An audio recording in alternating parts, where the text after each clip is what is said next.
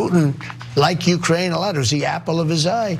But he never made a move with me because he knew he couldn't do it. You said you could end the war in Ukraine in 24 hours.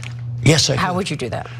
I know Zelensky very well. I felt he was very honorable because when they asked him about the perfect phone call that I made, he said it was indeed perfect. He said it was, he didn't even know what they were talking about. He could have grandstanded, oh, I felt threatened. Well, that's not going to be enough for Putin to stop bombing Ukraine. No, I'm not saying that.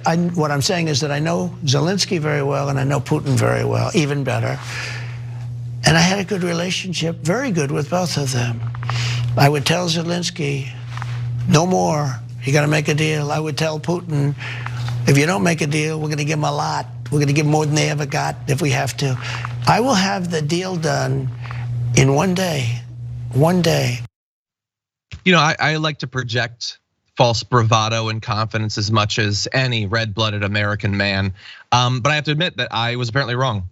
I've been really dismissive of his I can end the war in one day thing for a long time. And I didn't realize that he was going to go to Zelensky and say, no more. You have to make a deal. That's a game changer. And then he'll say to Putin, if you don't get out of here, we'll give them more aid. A position that he is against and that 96% of his most rabid supporters don't believe we should do. So his plan is to do exactly what we've been doing. Wait, and that's it. That's actually exactly what we've been doing. Yeah, we'll give you more. Make a deal and supporting Ukraine. What exactly would be different under Trump? More fawning comments about Putin, I suppose, and what the apple of his eye is. But what do you think? The apple of his eye.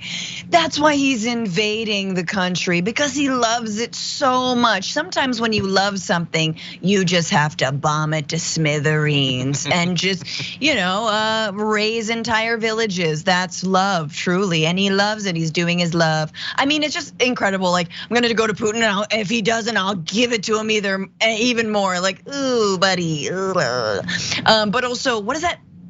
What are you gonna, so boots on the ground, American troops now on the ground? No, of course that's not what he means. We know what he would do. He would completely roll over. The idea is Putin, it would be over because we'd stop assisting Ukraine in their defense of their own sovereignty. That's how it would end. And the Zelensky thing is amazing because nobody was remembering the perfect phone call or the time that he got impeached the first time. Remember, this is a twice impeached president. Okay, first time in history, I believe. I don't know, what is history anymore? It's happened, Trump is it. He's just, breaking, he's really big. He's really breaking the glass ceiling for a-holes in office. And, it's the first guy to ever break the glass ceiling and then just eat the shards of glass. I mean, you gotta hand it to him. But he's bringing up the crimes that nobody was thinking about. Maria's like, okay, what?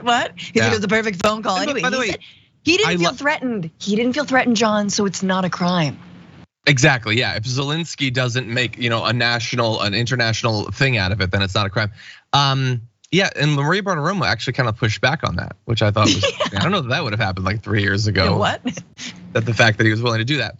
But anyway, things still good for Donald Trump. Very briefly before we move on, I do want to acknowledge that in the Turning Point straw poll, Trump got 85.7% of the vote, capital V vote. He's very happy about that. It's a poll of weirdos, man. It's not the presidential election. Just to be clear, still good news for him. I can and will mock him, but it is still good news for him. Interestingly, Ron DeSantis got 4.3%. Vivek Ramaswamy got 2%.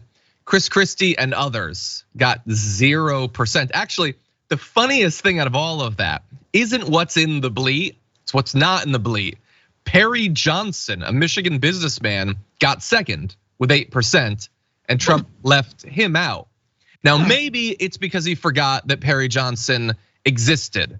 I buy that because prior to today, I didn't know that Perry Johnson existed. I don't think I've ever heard of him before, but he is actually at 8%.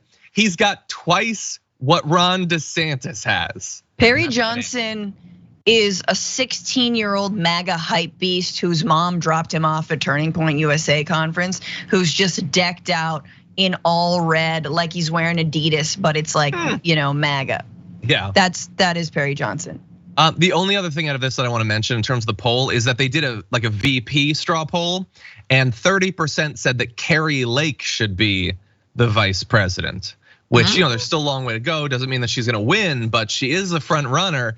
Maybe that's why all of a sudden Marjorie Greene is talking like she wants to run with Joe Biden, because she thinks the other door has been closed.